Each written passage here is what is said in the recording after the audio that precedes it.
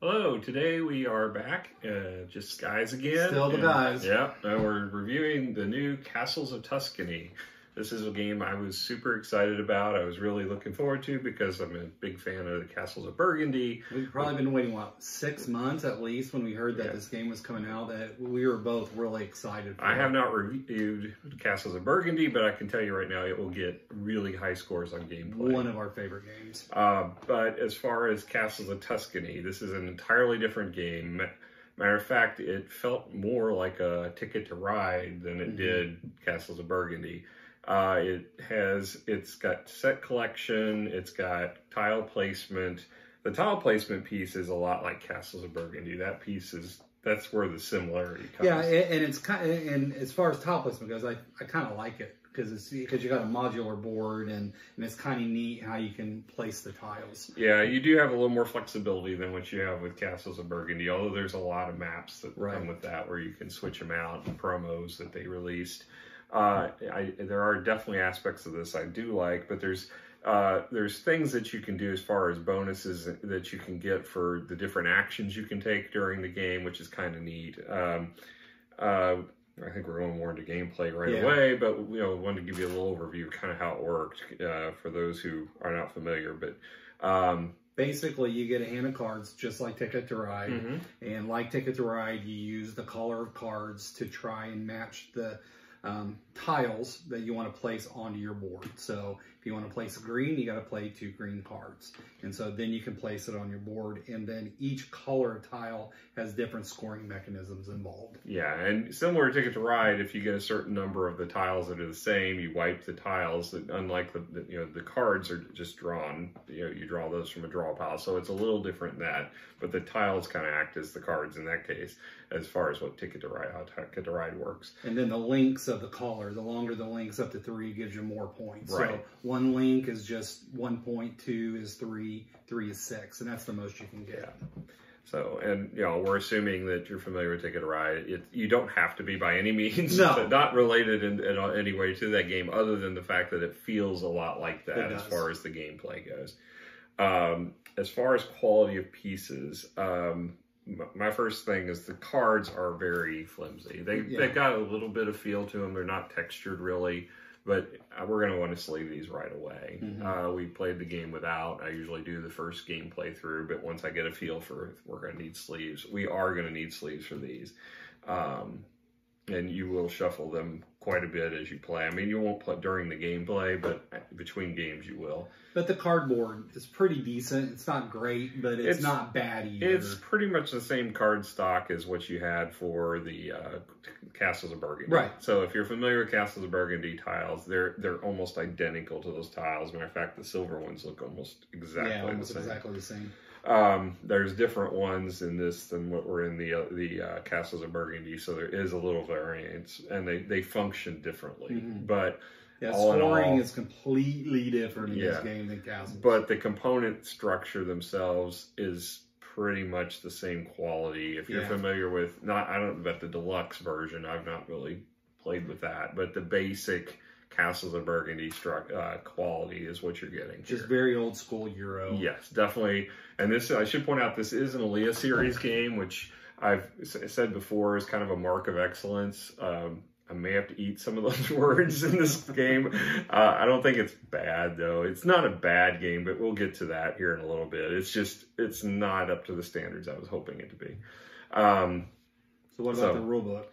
Well, we haven't given a score yet. Oh, okay, that's true. So quality, I'm going to go with 6. I don't think it's horrible. It's not great.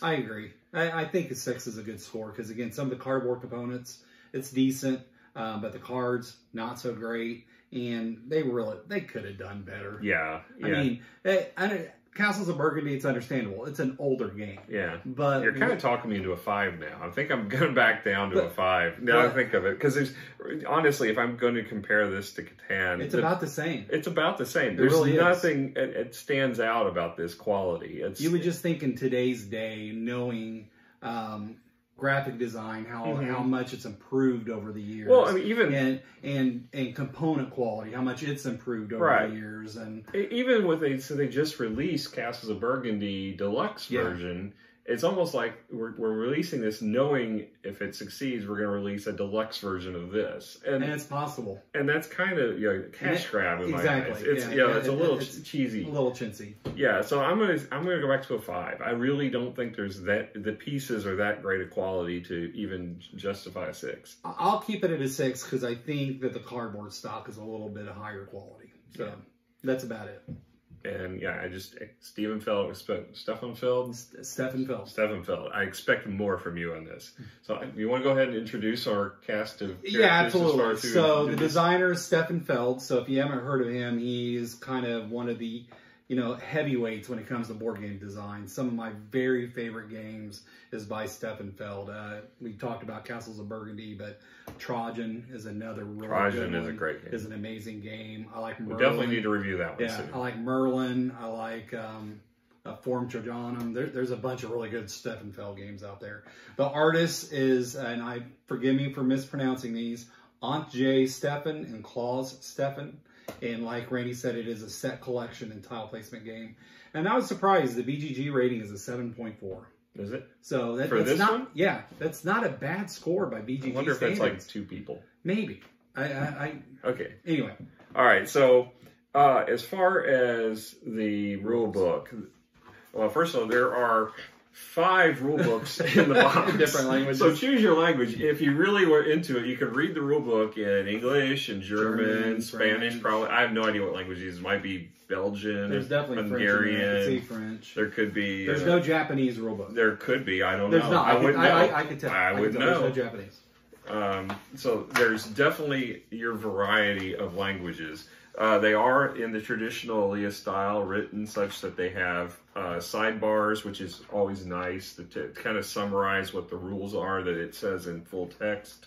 They have pictures, a lot of pictures. Even with that, I found myself having to loop back a few times because there were some sequencing issues where things were referenced ahead of where it was actually talked about, or not in detail, and then later on detailed, and you had to kind of like, oh, well, that doesn't make any sense, but then when you read it later, it does. And it's, honestly, once you get through it, it's like, this is really simple. One round is more than enough. The rule book seemed more complex than the game did. I agree with that, because, I mean, really, if you look at the player board, the iconography really explains everything really well. And so once you understand the iconography of the board, you don't need the rule book anymore. Right. And, it could have been easier to read. I don't think this is a great example of an Elia rulebook. It's definitely a subpar one. I'm going to give it a 6 simply because of the sidebars. If it weren't for the sidebars, it'd probably be a 5. And I'll give the same score as Randy because I didn't read the rules this time. So, so reviewing the rules with you was a 6, is what you're saying. Okay, okay. That's fair. It didn't put me to sleep. That's fair. All right. So as far as we've talked about quality of pieces, we haven't talked about theme. This is not where this game shines. No. Theme or any of these Elia series games. Really, but that's kind of well known. Yeah, is that theme is not important. It is. I mean, there's no reason this is Tuscany. There's no reason. There's nothing about this that screams Tuscany at all. I mean, the artwork is nice, and if you look at like the donkey cards, I don't know what'd you call these? What were these? I don't remember. Yield, they're bonus yield cards or something like that. I think so. I mean, the artwork is nice, and maybe it's Tuscany. I've never been there before. Yeah. So I don't know if a guy riding a donkey cart in Tuscany looks like that or not. I think that's how they all get around there, is that or just donkey carts. So, yeah, I don't... Very pasted on theme. Yeah, it's definitely not something that feels important to the game. Yeah, it's certainly, like, one of the things I talk about a lot is, does the theme drive the mechanics of the game? It does not. No, not at all in this. There's nothing that is important about the theme in this game, other than the fact that the first one was Castles of Burgundy, so we're going to make this one Tuscany, because it's... And I don't remember seeing any castles. That's what the green tiles maybe the are. green ones. The green are castles. Okay. I mean, everything in Castles of Burgundy was a castle, wasn't it? No. I mean, really large homesteads. They look like castles. They could be castles. No, there were different villas and stuff. The castles were the green tiles in that, too. If you're really short, it looked like a castle. If you're really blind, it'll look like a castle. So, yeah, there's really absolutely nothing thematic about this game. So, again, 5. I don't. Yeah, I can't. It's not any worse than Catan. Catan had a very little theme too. So. Yes. I don't know what you have to do to get, like, you have to, like, have white tiles, I think, to get, like, below a 5 from this category. I mean, there's just nothing right. about, so, yeah, 5, I agree. All right, so as far as gameplay, this is the big one. We were so excited about this game, and when I got it out, I was like, when I first started reading the rules, I'm like, this is not Castles of Burgundy at all. No, and the odd thing is that there's not been a whole lot of hype about this. I think we built it up ourselves. I think so just too. Just because, 1, it's Steffenfeld, and 2, it's, call it a sequel or not, but it's related to one of our very favorite games, Castles of Burgundy. I think that's a stretch, but it's a good game. It's a really good game. I really like it. I like the app a lot, so I play it a lot. But anyway, we had high hopes. Yeah, and it didn't meet. Yeah, as soon as we heard about it, we immediately placed our order. And when I got it, and I started looking at it, I was like, this is so basic. Mm-hmm. Castles of Burgundy, there's a lot more depth in, and there's a lot more variety. I mean, the fact that there's dice in it, I mean, there's nothing in this at all. It's just draw cards, play cards, and...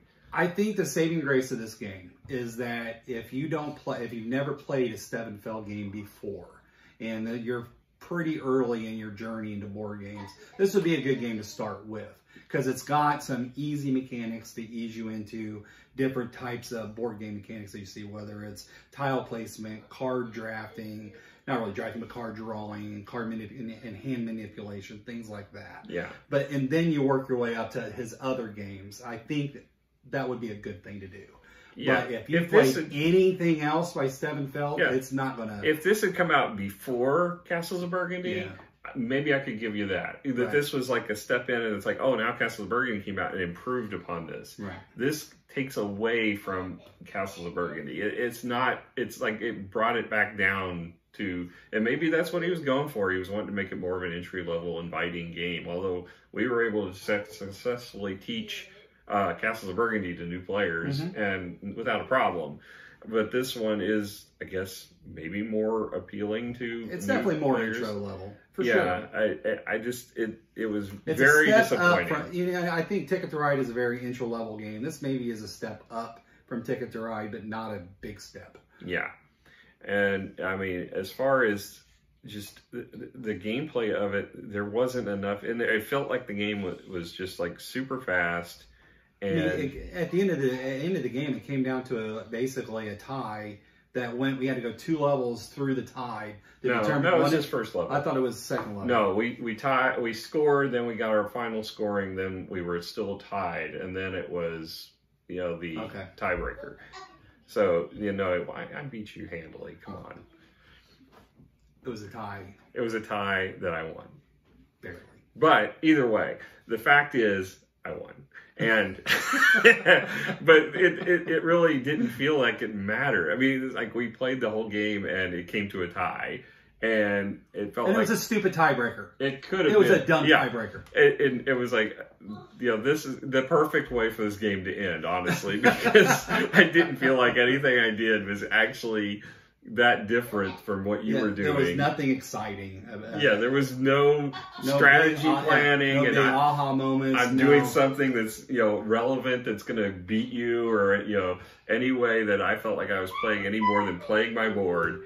And you were doing exactly the same playing of your board. Except for I came back. I mean, you were leading at the first beginning. half of the game. Yeah, but I was saying, came back, it's just, it's because we filled the certain spaces on our board. And, eventually you were going to fill those same spaces. So there wasn't anything that really set our strategies apart in this game. And I don't think there is any way you can set a strategy. There's not, because luck is a big part of it. It's luck of what tiles come up and then filling your board. Draws. And your cards. Yeah, I mean, it's just, this is not a heavy strategy game at all.